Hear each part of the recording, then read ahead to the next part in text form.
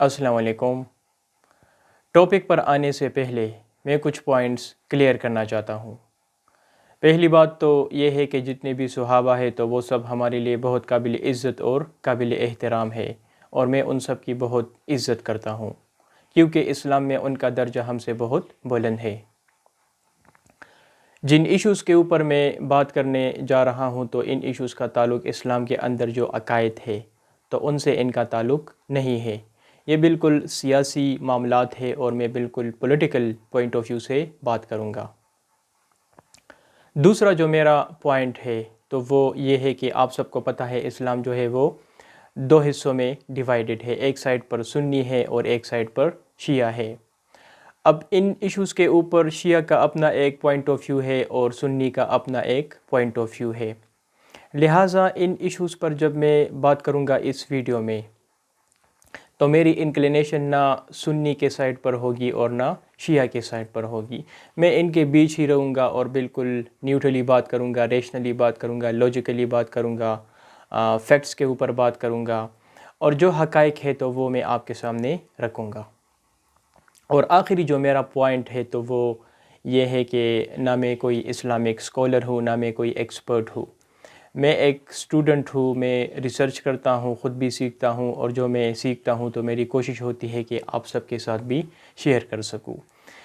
लिहाजा ज़रूरी नहीं है कि जो भी मैं इस वीडियो में कहने जा रहा हूँ तो आप सब लोग मेरे साथ 100% मुत्तफ़िक हो। उस पर आप जो है इख्तिलाफ़ कर सकते हैं। आपका एक डिफरेंट ओपिनियन हो सकता है, मेरा डिफरेंट ओपिनियन हो सकता है। तो लिहाजा अगर कोई पॉइंट में आपको अगर लगे इस वीडियो को देखने के बाद कि किसी पॉइंट को मैंने गलत एक्सप्लेन किया है तो फिर ये आपकी रिस्पॉन्सिबिलिटी है, आपका फिर ये फ़र्ज़ बनता है कि आप मुझे करेक्ट करें। लेकिन अगर आप मुझे एक्सप्लेनेशन देंगे, अगर आप मुझे गलत साबित करेंगे तो उसके लिए मैं आपको ये कहूँगा कि I would request to all of you कि आप सबूत के साथ बात करें, क्योंकि अगर आप सबूत के साथ बात करेंगे, फैक्ट के ऊपर बात करेंगे, रेशनली आप चीज़ों को एक्सप्लेन करेंगे तो फिर मैं भी उसको एक्सेप्ट करूँगा और मैं भी फिर उसको मानूँगा। लेकिन अगर आप हक़ाइक़ के ऊपर बात नहीं करेंगे और आपके अंदर एक जज्बा है ईमान का, हम सब मुसलमान हैं, मेरे अंदर भी ईमान का एक जज्बा है, लेकिन ये ऐसे इश्यूज़ है मेरे ख़्याल में कि अगर हम इन इश्यूज़ को एक्सप्लेन करेंगे तो इसके लिए हमें जो जज्बा है हमारे अंदर ईमान का, या उन सहाबा कराम से जो हमारी जो मोहब्बत है, जो लगाव है, जो दिली मोहब्बत है, तो मेरे ख़्याल में कुछ टाइम के लिए हमें उसे साइड पर रखना होगा। और ये ऐसा नहीं है कि ये फैब्रिकेटेड स्टोरी है, फैब्रिकेटेड है, लेकिन मैं चाहता हूँ कि हम इन चीज़ों को जो है वो लॉजिकली देखें, रेशनली देखें, क्योंकि वो भी जो थे वो एक इस्लामी रियासत था, वहाँ पर भी कुछ लोगों के मफादात थे। तो मैं चाहता हूँ कि आप हक़ाइक़ पर बात करें और जो मनगढ़ंत कहानियाँ हैं उससे आप परहेज़ करें। अब आते हैं टॉपिक के ऊपर। जब भी हम हज़रत उस्मान रज़ी अल्लाह ताला अन्हु की शहादत उनका ज़िक्र करते हैं, उन पर बात करते हैं, उन पर डिस्कशन करते हैं, तो मुआशरे के अंदर मुख्तलिफ़ लोग हैं। कुछ लोगों का एक राय है, कुछ लोगों का दूसरा राय है,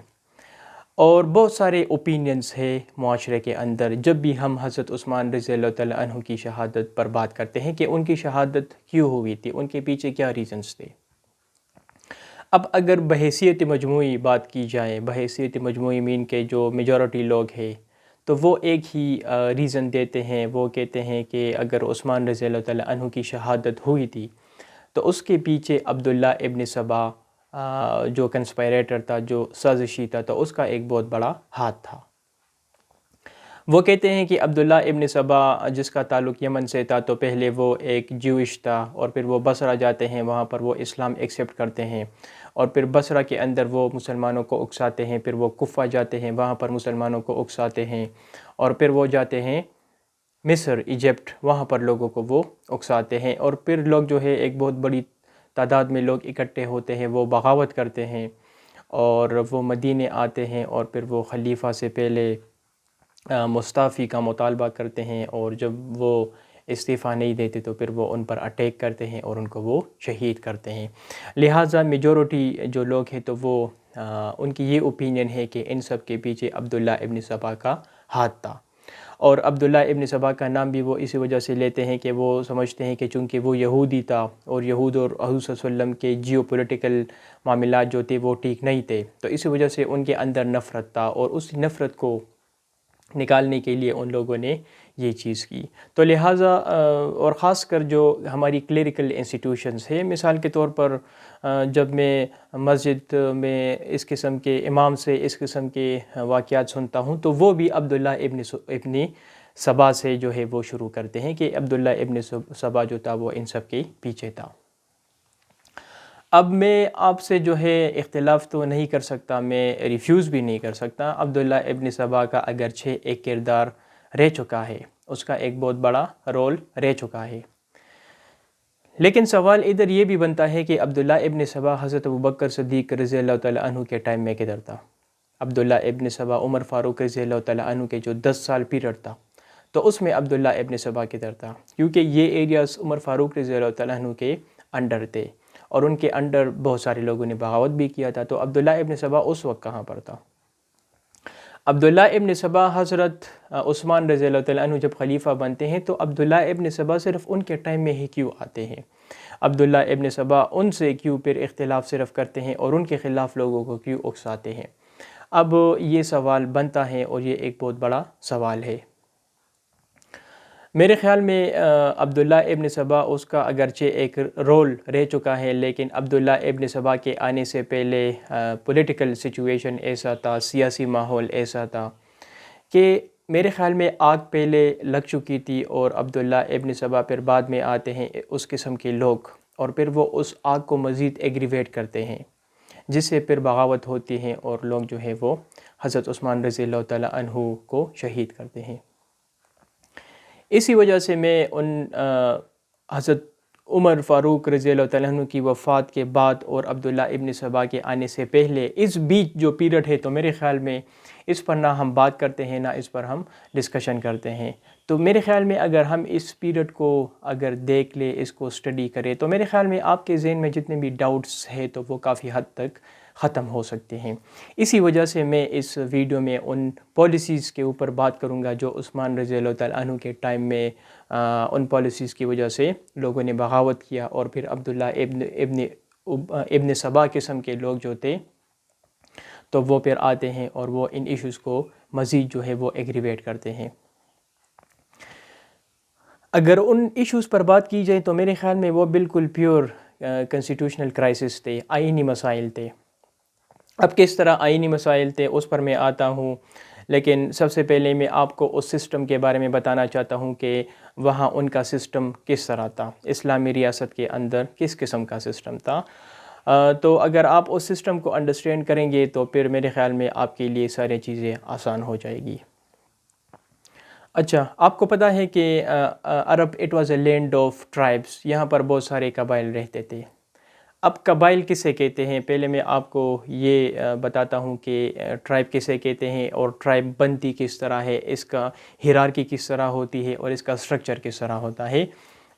عرب کے اندر جتنے بھی ٹرائبس تھے تو وہ کس طرح تھے. یہ میں کئی بار پچھلے ویڈیوز میں بتا چکا ہوں، لیکن میں پھر اگین یہاں پر ریپیٹ کرتا ہوں. ایک ہوتا ہے کلین اور ایک ہوتا ہے ٹرائب.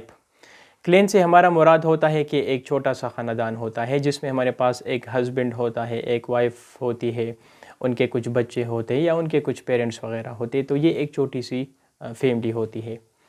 اب جب بہت سارے کلینز اکٹھے ہوتے ہیں، مطلب چھوٹی چھوٹی فیملیز اکٹھے ہوتے ہیں، تو وہ بناتے ہیں ٹرائب. اور جتنے بھی کلینز اکٹھے ہوں گے تو یہ سارے ایک دوسرے کے جو رشتہ دار ہوتے ہیں، بائی بلڈ ایک دوسرے کے جو ہے وہ ریلیٹیوز ہوتے ہیں، کوئی چچا ہوتا ہے، کوئی ماموں ہوتا ہے. تو چھوٹے چھوٹے اس طرح کلینز جب اکٹھے ہوتے ہیں تو وہ بناتے ہیں ایک ٹرائب. اچھا، جب وہ ایک ٹرائب بناتے ہیں تو پھر اس طرح ہوتا ہے کہ اس ٹرائب کا ایک چیف ہوتا ہے، ایک سربراہ ہوتا ہے، ایک ہیڈ ہوتا ہے، کیونکہ اس ٹرائب کو رن کرنے کے لیے تو سب اکٹھے نہیں ہو سکتے، تو کسی ایک بندے کو وہ اختیار دیں گے کہ آپ جو ہے ٹرائب کے متعلق جتنے فیصلے ہیں تو وہ آپ کر سکتے ہیں. تو پھر اس طرح ہوتا ہے کہ جب سارے کلین اکٹھے ہوتے ہیں وہ ایک ٹرائب بناتے ہیں، ایک قبیلہ بناتے ہیں، تو پھر وہ سارے کلین اپنے ہی کسی خاندان سے ایک ایسے شخص کو اپوائنٹ کرتے ہیں یا ان کو الیکٹ کرتے ہیں جو وہ سمجھتے ہیں کہ وہ کافی بہادر ہے اور وہ کافی دلیر ہے اور وہ ہر قسم کے فیصلے کر سکتا ہے. تو پھر وہ جب وہ اس بندے کو الیکٹ کرتے ہیں تو ہر کلین یعنی ہر فیملی پھر ان کے ساتھ بیعت کرتا ہے. مطلب ایک حلف آپ کہہ سکتے ہیں کہ حلف لیتے ہیں. تو پھر وہ چیف جو ہے وہ پھر ان کا سربراہ بنتا ہے ان ٹرائب کا. اس چیف کی یہ رسپانسبلٹی ہوتی تھی جو ٹرائب کا چیف ہوتا تھا کہ وہ ٹرائب کے اندر جتنے بھی لوگ ہوتے تھے تو ان کا well being day to day affair سب کچھ وہ فیصلے وہ کرتا تھا. ان کو کس طرح آپ نے فوڈ دینا ہے, ان کو کس طرح آپ نے رکھنا ہے, ان کا خیال کس طرح آپ نے رکھنا ہے, اگر کوئی فیمائن قحط آتی ہے تو پھر کس طرح آپ نے اس کو ڈیل کرنا ہے. تو جتنے بھی لوگ ہوتے تھے اس ٹرائب کے اندر 500 ہوتے تھے, 5000 ہوتے تھے یا کتنے بھی ہوتے تھے, تو ان سب لوگوں کی رسپانسبلٹی پھر اس چیف کے اوپر ہوتی تھی. لہٰذا عرب کے اندر بہت سارے ٹرائبس تھے اور یہ ٹرائبس جو تھے یہ شروع میں انڈیپینڈنٹ تھے. اسلام کی آمد کی پہلے بیفور دی ایڈونٹ آف اسلام یہ سارے انڈیپینڈنٹ تھے. انڈیپینڈنٹ بن کے مثال کے طور پر کلیم کا ایک قبیلہ ہے, ایک ٹرائب ہے, اور آپ کا ایک ٹرائب ہے, کسی اور شخص کا ایک ٹرائب ہے. تو میرا جو ٹرائب ہے تو میں ہی اگر اس کا چیف ہوں تو میں ہی ایبسولوٹ اتھارٹی میرے پاس ہے, میرے اوپر کوئی اور رولر بیٹھا ہوا نہیں ہے. آپ اگر اپنے ٹرائب کے چیف ہے تو پھر سارے اختیار آپ کے پاس ہے. تو یہ سارے انڈیپینڈنٹ ہوتے تھے اور یہ سارے اپنے فیصلے خود کرتے تھے, ان کے اوپر کوئی سینٹرلائز گورنمنٹ نہیں تھا. اچھا, جب حضور صلی اللہ علیہ وآلہ وسلم مدینہ ہجرت کرتے ہیں 622 میں, تو وہاں پر وہ ایک ریاست کی بنیاد رکھتے ہیں جسے ہم کہتے ہیں ریاست مدینہ. اب اس طرح وہاں پر اس طرح ہوتا ہے کہ وہاں پر کرسچنس بھی تھے, یہود بھی تھے, انصار بھی تھے, اور مہاجر جو حضور صلی اللہ علیہ وآلہ وسلم اور ان کے ساتھ جو ساتھی جنہوں نے مکہ سے مدینہ ہجرت کیا تھا تو وہ بھی وہاں پر مدینے میں تھے. تو پھر اس طرح ہوتا ہے کہ بہت سارے قبیلے تھے. تو حضور صلی اللہ علیہ وآلہ وسلم سب کو اکٹھا کرتے ہیں اور ان کے ساتھ ایک میثاق مدینہ جسے ہم چارٹر آف مدینہ کہتے ہیں تو وہ ان سب کے ساتھ وہ سائن کرتے ہیں, اور وہ سب جو ہے حضور صلی اللہ علیہ وآلہ وسلم کو ایک ایبسولوٹ رولر ڈکلیئر کرتے ہیں کہ آپ ہمارے رولر ہوں گے مدینہ کے اندر. اب فرسٹ ٹائم ایک سینٹرلائز گورنمنٹ کی بنیاد وہ رکھتے ہیں, اور پھر اس طرح ہوتا ہے کہ جو قبیلوں کا سسٹم تھا, جو فیصلے چیف کرتا تھا تو وہ فیصلے اب بھی چیف کرتا تھا. لیکن اگر کسی ٹرائب سے ریلیٹڈ کوئی ایشوز ہوتا تھا تو وہ تو چیف ہی کرتا تھا, لیکن اگر ٹرائبس کے درمیان بہت سارے قبیلوں کے درمیان ایشوز کریٹ ہوتے تھے تو پھر ان کا فیصلہ حضور صلی اللہ علیہ وآلہ وسلم کرتے تھے. تو پھر نیچے بہت سارے قبیلے تھے اور ان کے اوپر حضور صلی اللہ علیہ وآلہ وسلم ایک رولر بنتے ہیں. تو پھر سسٹم بالکل چینج ہوتا ہے. اب اس طرح ہوتا ہے کہ اگر پہلے اس ٹرائب کے اندر لوگ ایکسپیکٹیشنز اور سارے توقعات ان کے ایک چیف سے تھے تو پھر وہ حضور صلی اللہ علیہ وآلہ وسلم کے وہ توقعات رکھتے تھے, اور پھر جو رسپانسبلٹی چیف کی تھی تو پھر وہ رسپانسبلٹی حضور صلی اللہ علیہ وآلہ وسلم کی بنتی تھی. تو سسٹم اسی طرح ہی تھا, لیکن اختیارات پھر چیف سے حضور صلی اللہ علیہ وآلہ وسلم کی طرف منتقل ہوتے ہیں, اور وہ جنگ ڈکلیئر کرنا, ڈے ٹو ڈے چیزیں کرنا, تو پھر وہ ایک بہت بڑی ان کی تاریخ ہے کہ انہوں نے کس طرح مدینہ کو ڈیفینڈ کیا تھا. میں ان کی سیریز آلریڈی ڈسکس کر چکا ہوں, وہ آپ دیکھ سکتے ہیں. حضور صلی اللہ علیہ وآلہ وسلم جب وفات ہو رہے تھے تو جو اسلامی ریاست تھی تو وہ صرف جزیرہ نما عرب تک پھیلا ہوا تھا. جزیرہ نما عرب سے باہر وہ امپائر ابھی تک ایکسپینڈ نہیں ہوا تھا. اور جب حضور صلی اللہ علیہ وآلہ وسلم وفات ہوتے ہیں تو ان کے بعد ابو بکر صدیق رضی اللہ تعالیٰ عنہ خلیفہ بنتے ہیں, اور ابو بکر صدیق رضی اللہ تعالیٰ عنہ کافی شارٹ ٹائم کے لیے تھا, 632 سے لے کر 634 تک وہ خلیفہ تھا. تو حضرت ابو بکر صدیق رضی اللہ تعالیٰ عنہ کے ٹائم میں اس طرح ہوتا ہے کہ فرسٹ ٹائم مسلمان جو ہے وہ شام جاتے ہیں اور عراق جاتے ہیں ان ایریاز کو فتح کرنے کے لیے, لیکن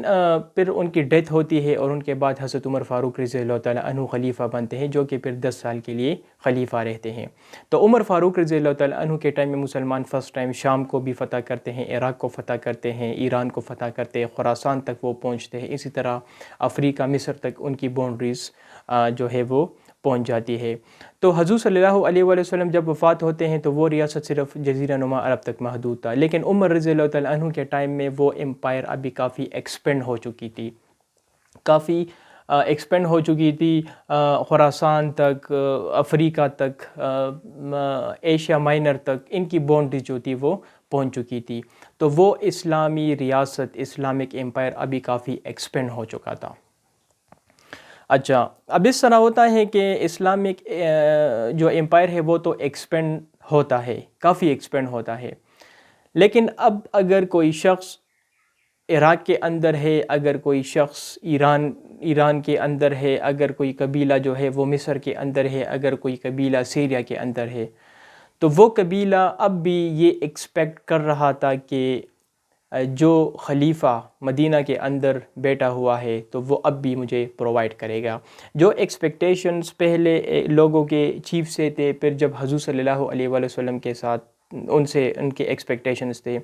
لیکن اب جو لوگ ایران یا عراق کے اندر کافی دور بیٹھے ہوئے ہیں تو وہ اب بھی وہاں پر یہ ایکسپیکٹ کر رہا تھا کہ مدینہ کے اندر جو خلیفہ بیٹھا ہوا ہے تو وہ اب بھی مجھے پرووائڈ کرے گا. اب بھی ان کی یہ رسپانسبلٹی ہے کیونکہ میں نے ان کے ساتھ بیعت کی ہے اور وہی میرا رسپانسبل ہے. لہٰذا جب عمر فاروق رضی اللہ تعالیٰ عنہ 10 سال خلیفہ تھے تو تب بھی حالات بہتر تھے، کسی نے بغاوت نہیں کیا تھا. لیکن جب عثمان رضی اللہ تعالیٰ عنہ آتے ہیں تو پھر حالات خراب ہوتے ہیں، لوگ آہستہ آہستہ بغاوت کرتے ہیں اور پھر ان کو شہید بھی کرتے ہیں.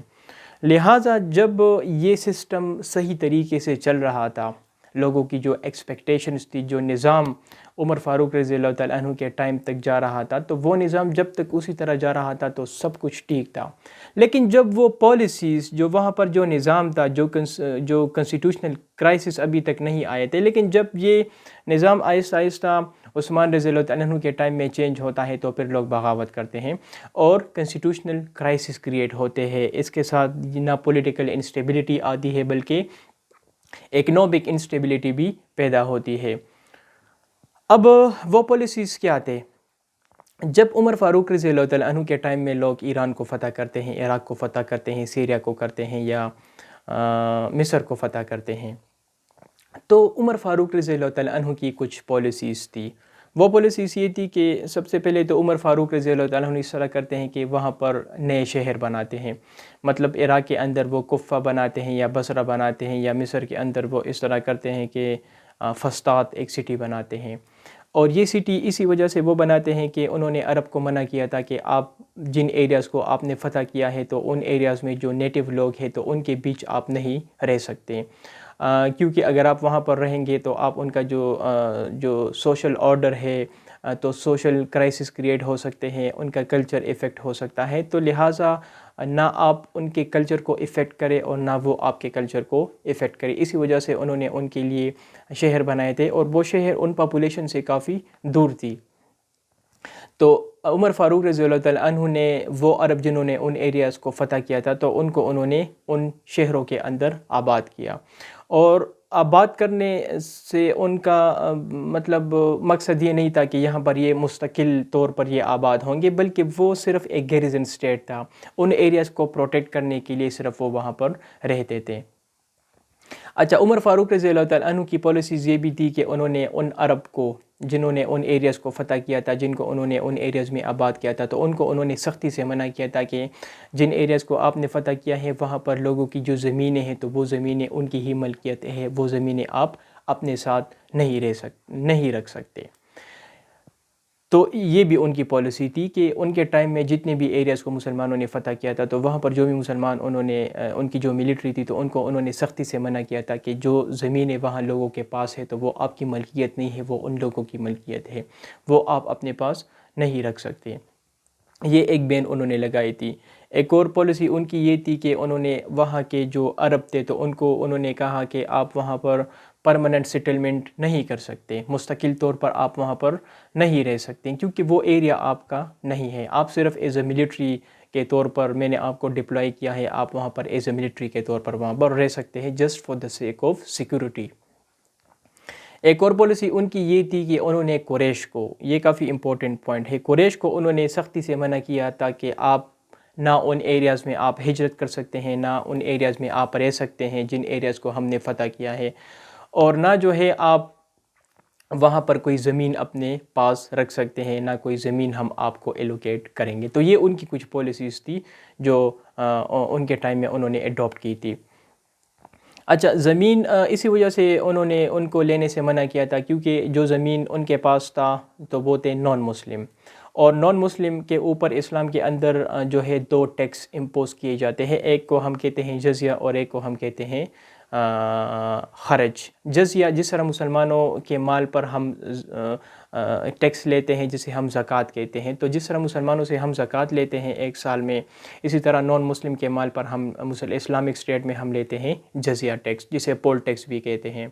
اسی طرح خرچ کی بات کی جائے تو جس طرح مسلمان اپنی زمین، ان کی جو پیداوار ہوتی ہے زمین سے، جس طرح ہم مسلمان عشر دیتے ہیں، عشر ٹیکس، تو اسی طرح جو غیر مسلم ہے تو وہ زمین کے اوپر ایک ٹیکس دیتے ہیں مسلمانوں کو، اس کا نام ہے خرچ۔ تو وہ زمین اسی وجہ سے عمر فاروق رضی اللہ تعالیٰ عنہ کو انہوں نے لینے سے منع کیا تھا، کیونکہ اس زمین پر وہ خرچ ٹیکس لیتے تھے۔ تو جب وہ خرچ ٹیکس لیتے تھے تو وہ ایک بہت بڑی تعداد میں، کیونکہ زمین بہت زیادہ تھی، تو وہ ٹیکس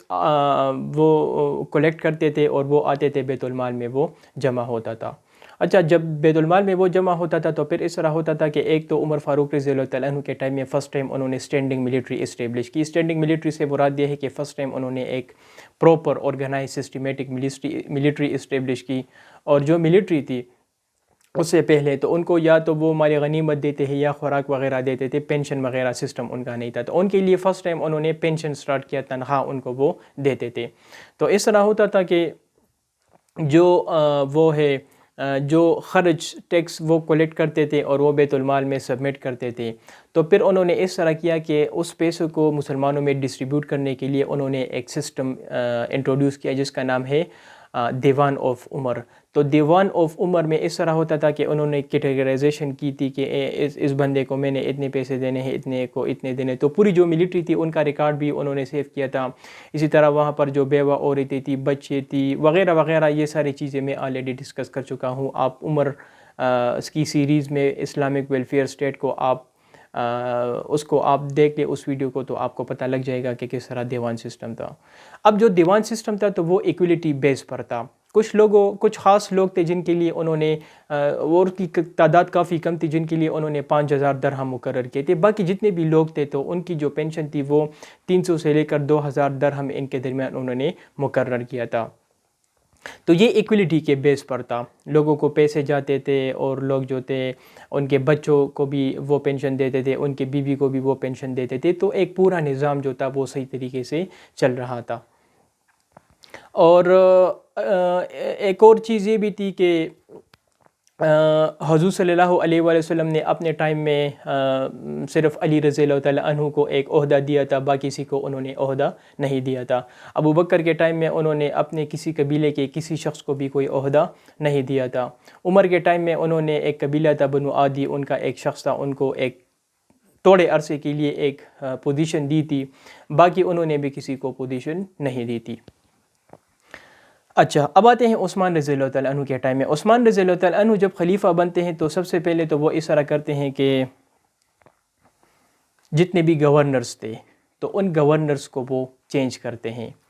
اور جتنے بھی ایریاز میں گورنرز ہوتے ہیں تو وہ اپنے خاندان سے لوگوں کو گورنر اپوائنٹ کرتے ہیں۔ مثال کے طور پر کوفہ کے اندر سعد بن ابی وقاص گورنر تھا، تو ان کی جگہ وہ امیہ جو ان کا قبیلہ تھا تو ان سے تعلق رکھنے والا ان کا ایک کزن تھا جس کا نام تھا ولید بن عقبہ، تو ان کو وہ وہاں پر گورنر اپوائنٹ کرتے ہیں۔ بصرہ کے اندر ابو موسیٰ الاشعری ایک گورنر تھا، تو ان کی جگہ وہ ایک اور کزن عبداللہ بن عامر کو گورنر اپوائنٹ کرتے ہیں۔ ایجپٹ کے اندر عمر ابن العاص تھا جس نے ایجپٹ کو فتح کیا تھا، تو ان کی جگہ وہ اپنا ایک اور کزن عبداللہ بن سعد کو جو ہے وہ گورنر اپوائنٹ کرتے ہیں۔ سیریا کی بات کی جائے شام، تو وہاں پر عمر فاروق رضی اللہ تعالیٰ عنہ کے ٹائم میں معاویہ اپوائنٹ ہوا تھا، لیکن معاویہ ڈیماسکس تک تھا، باقی جو پروونسز تھے تو وہاں پر باقی اور گورنرز تھے۔ وہ سپریم کمانڈر تھا وہاں پر، لیکن باقی پروونسز کے اندر، صوبوں کے اندر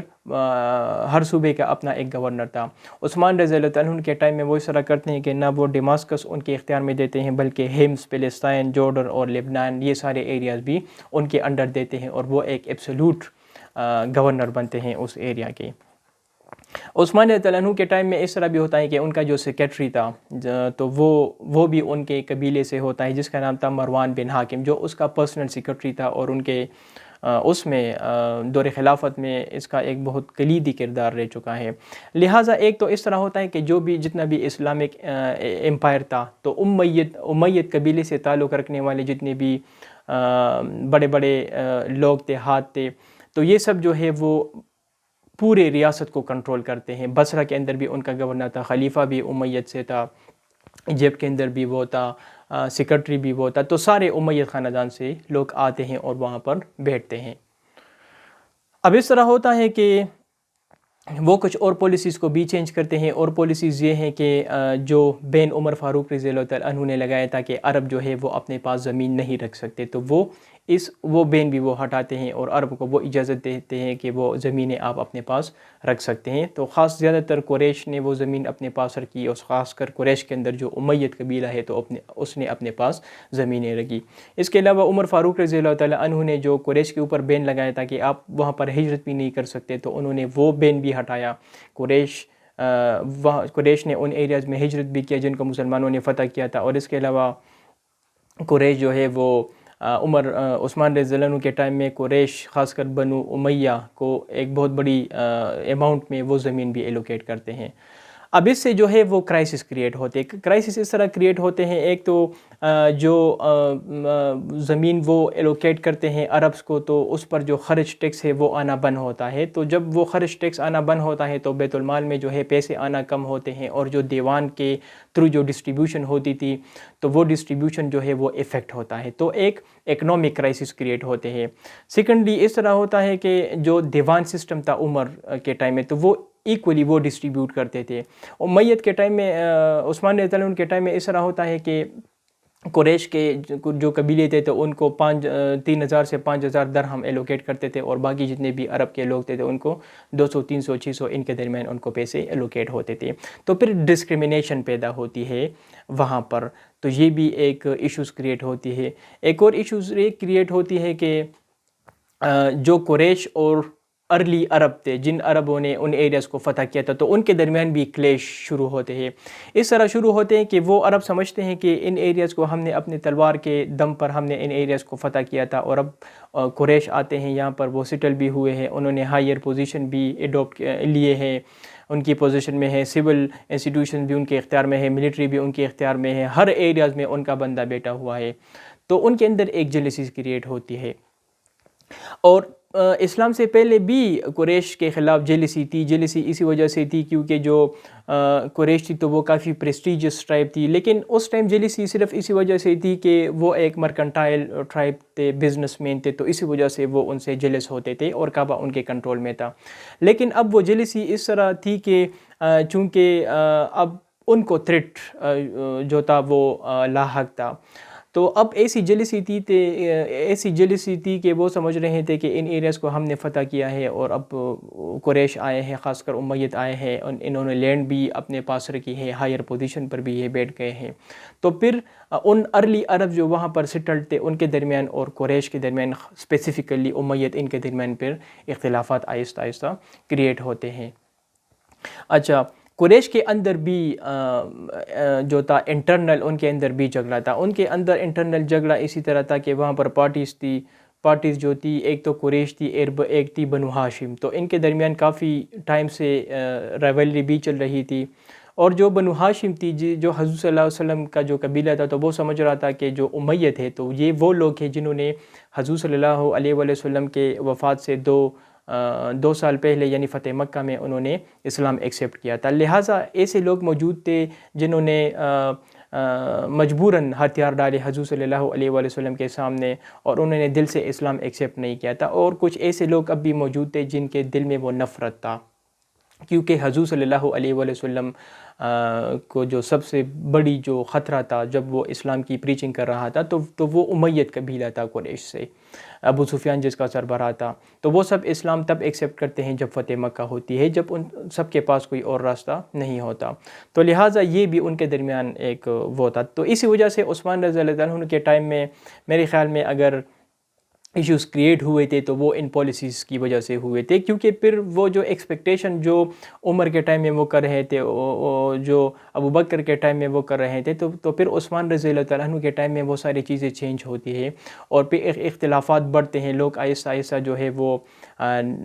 نفرت ان کے اندر پیدا ہوتی ہے، اور پھر بعد میں عبداللہ قسم کے لوگ آتے ہیں اور اس نفرت کو وہ فردر ایگریویٹ کرتے ہیں اور پھر لوگ بغاوت کرتے ہیں۔ حضرت عثمان رضی اللہ عنہ کو کس طرح شہید کیا گیا تھا تو اس پر میں نیکسٹ ویڈیو میں کافی ڈیٹیل کے ساتھ بات کروں گا، لیکن یہاں پر میں آخر میں یہ پوائنٹس آپ کو بتا دوں